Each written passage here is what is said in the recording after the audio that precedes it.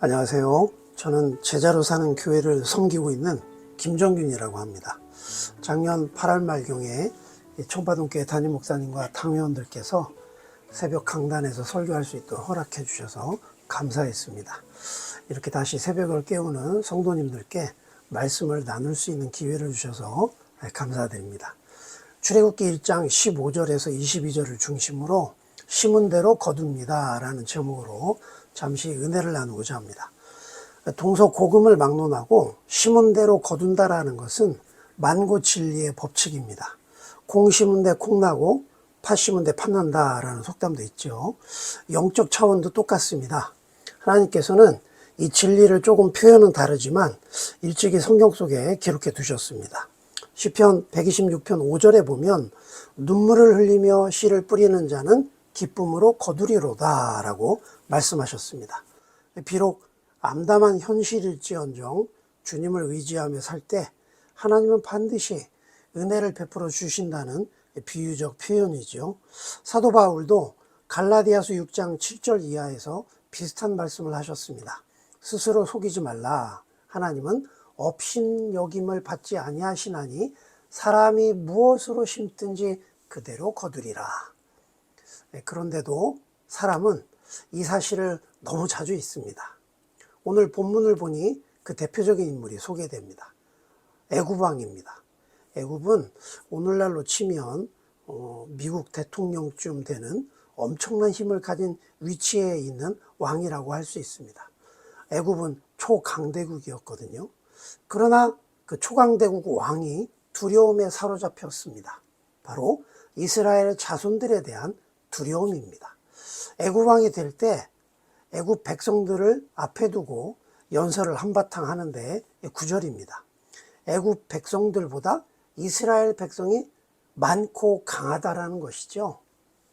여기에는 좀 과정법이 있지 않나 생각합니다만 어쨌든 혹여 전쟁이라도 나면 이스라엘 백성이 적군과 연합해서 우리를 대적한 다음 이 땅을 떠나버릴 수도 있다. 이런 추측성 취임사를 했습니다. 그때부터 강제 노동을 시키는 겁니다. 억압했습니다. 곡식을 저장하는 성읍을 건설하는 일에 강제 동원시킵니다. 벽돌 만드는 일, 밭일 같은 혹독한 일을 시켰습니다. 이스라엘 자손을 괴롭게 하면 해결될 줄 알았던 것이죠. 자, 그런데 정반대의 일이 벌어졌습니다. 12절을 보니 그러나 학대를 받을수록 더욱 번성하여 퍼져 나가니 애굽 사람이 이스라엘 자손으로 말미암아 근심했다라는 것이죠. 성도님들, 두려움으로 심으면 두려움을 거둡니다. 잔인함의 씨앗을 뿌리면 공포를 거두게 되어 있습니다. 두려움의 근원은 무엇일까요? 하나님이 아닌 다른 것을 의지할 때 두려움이 임합니다. 하나님을 이용해서 자신의 야망을 추구하려 할 때 두려움에 사로잡힙니다. 애굽왕 파라오는 이스라엘 백성들을 번성케 하시는 하나님을 보지 못했습니다. 그래서 두려웠던 것이죠. 파라오는 더 강력한 핍박을 결심합니다. 그것이 오늘 본문입니다. 히브리 산파들을 불렀습니다. 그리고는 그 여인들에게 히브리 여인이 해산을 할 때 아들을 낳으면 죽여라 명령을 내립니다. 출생의 순간은 임산부나 신생아에게 가장 위험한 순간이죠. 그러니 신생아가 죽었다 한들 누구나 신의 뜻으로 받아들이기 마련입니다. 애굽 왕은 그걸 노려서 이 잔혹한 명령을 내린 것입니다. 그런데 이때 15절에 이상한 말씀이 눈에 띕니다. 혹시 뭐가 보이시나요?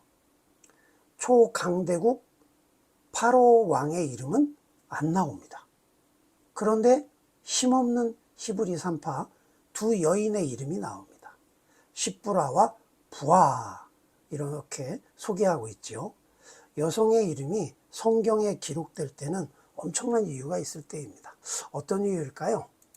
애굽 왕은 불신과 두려움과 저주를 심는 사람이었고 십보라와 부아는 하나님을 신뢰함으로 두려움에 맞서며 생명의 존엄을 지켰기 때문입니다.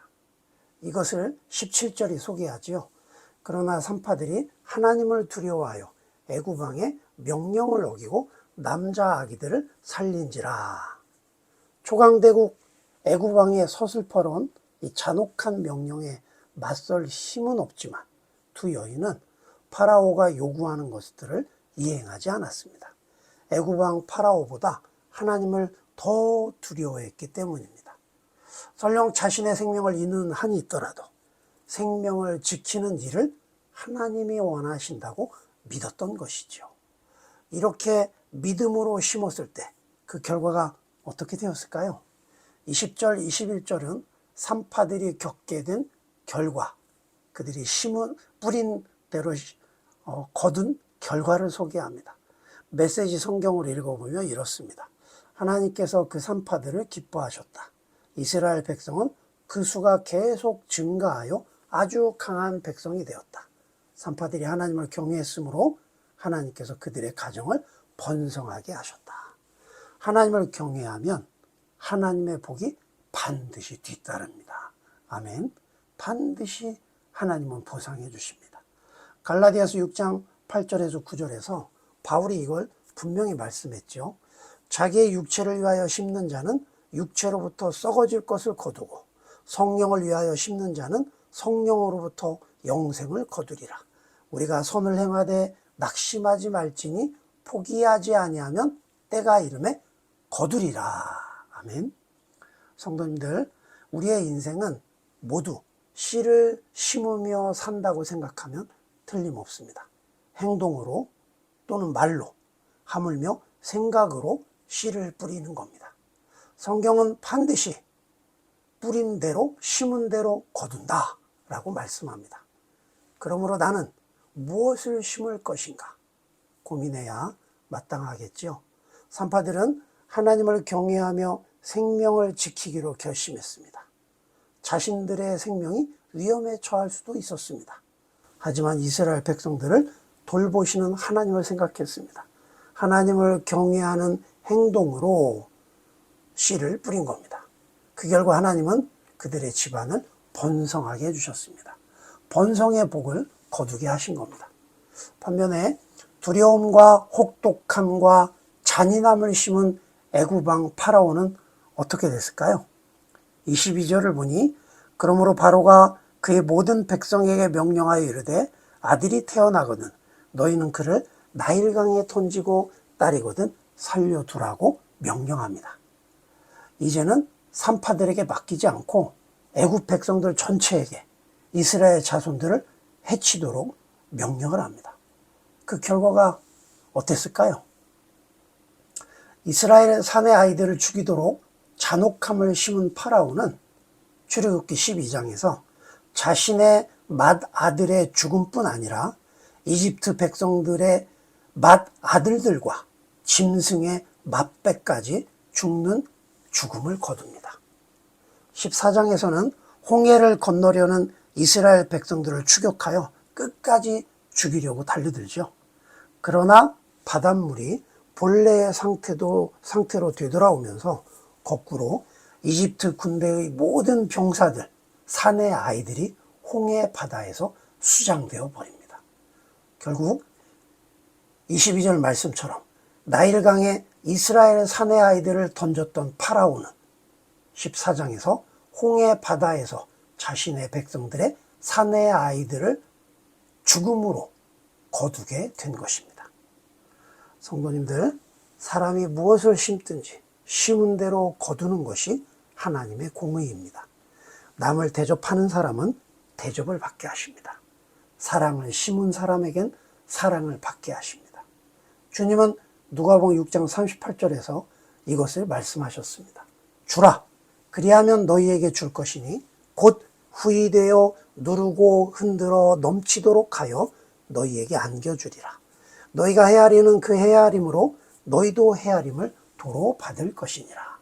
가난한 사람, 억울한 사람, 아파하는 사람, 고난 가운데 있는 사람을 돌보고 불쌍히 여길 때 하나님은 반드시 그 선행을 갚아주신다고 잠언은 말씀했습니다. 사랑하는 성도님들, 십부라와 부하처럼 하나님을 바라보며 하나님의 소원을 위해 심으십시오. 사도 바울의 가르침처럼 육체를 위해 심는 사람은 썩어질 것을 거둡니다. 하지만 성령을 위하여 심는 사람은 성령으로부터 영생을 거두게 하십니다. 설사 열매가 없는 것처럼 여겨질지라도 낙심하지 말고 포기하지 않으면 하나님의 때에 하나님의 방법으로 하나님은 반드시 거두게 하십니다. 하나님을 두려워하는 십부라와 부하에게 번성을 주신 하나님께서 우리 청파동교회 성도님들께도 생명의 열매로 거두게 하실 것을 믿습니다. 하나님을 바라보며 오늘도 하나님께 순종의 씨를 뿌리셔서 복 받으시는 성도님들 되시기를 예수님 이름으로 소망합니다. 아멘. 괴로울 때 주님의 얼굴 보라 평화의 주 님 바라보아라 세상에서 시달린 친구들아 위로의 주 님 바라보아라 눈을 들어